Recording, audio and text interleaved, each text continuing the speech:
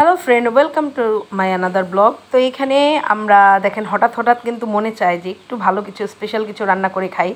তো আজকে রান্না করে নেব হচ্ছে মাটন তেহারি সরিষার তেল দিয়ে। অনেক দিন ধরেই খেতে ইচ্ছে করছিল, তো ভাবলাম যে আজকে করেই নিই। এদিকে হচ্ছে মেয়ের পরীক্ষা, বড় মেয়ের আজকে ম্যাথ পরীক্ষা গেল, তো ভাবলাম যে চট জলদি ওই ভাত ডাল মাছের তরকারি একটা ভাজা এই করতে অনেক সময় লাগে, তার জন্য মানে এটা বের করে নিলাম। অল্প সময়ের মধ্যে আমি উইদিন 45 মিনিটের মধ্যে রান্নাটা কমপ্লিট করে ফেলেছি। কিভাবে করলাম? মাটন তো আর এত সহজেই গলে না, তার জন্য তো প্রেশার কুকার আছেই দেখলেন। তো আমি এখানে মশলাগুলো সব একসাথে ম্যারিনেট করে, মানে মেখে, ম্যারিনেট করে রাখিনি, সব মশলা একসাথে মেখে তারপর হচ্ছে প্রেশার কুকারের মধ্যে দিয়ে মোটামুটি রান্না করে নেব। এটাকে একদম নরম করে নেব মাংসটাকে। তো আসলে এরকম হাতের কাছে চটজলদি এইসব জিনিসগুলো থাকাতে আমরা রক্ষা পেয়েছি। নাহলে আমাদের যে কর্মজীবন এতটাই ব্যস্ততার মধ্যে আমাদের লাইফ এখন যায়, স্ট্রাগলগুলো করি, তো এগুলো না থাকলে আসলে আমরা মরেই যেতাম। তো যাই হোক, এখানে হচ্ছে আরেকটা কড়াইতে আমি পেঁয়াজ বেরেস্তা করে নেব আর কিছু আলু ভেজে নেব। তো এই তো, আর দেখছেন তো যা গ্যাসের অবস্থা, মানে বলার বাইরে। এখন এই গ্যাস নিয়ে প্রচুর বিপদের ভেতরে আছি। দুপুর হইলে গ্যাস থাকে না।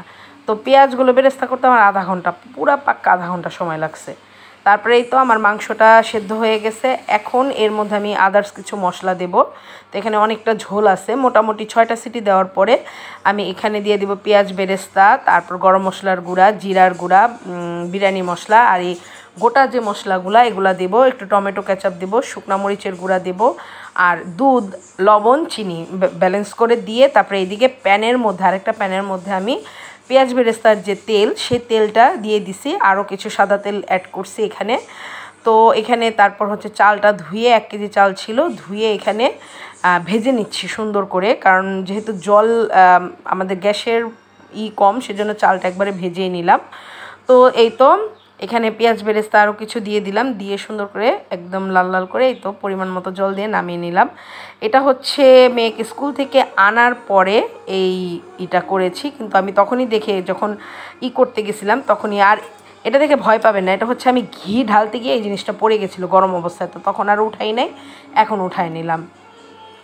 তো এই তো এখানে হচ্ছে খাওয়া দাওয়া করে নিচ্ছি।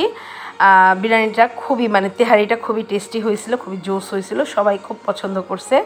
দুপুরে খাওয়া দাওয়া শেষ করে আপনাদের এই তো ব্লগটা দিলাম, ভালো লাগলো অবশ্যই লাইক দিবেন। টাটা, বাই বাই, সবাই সুস্থ।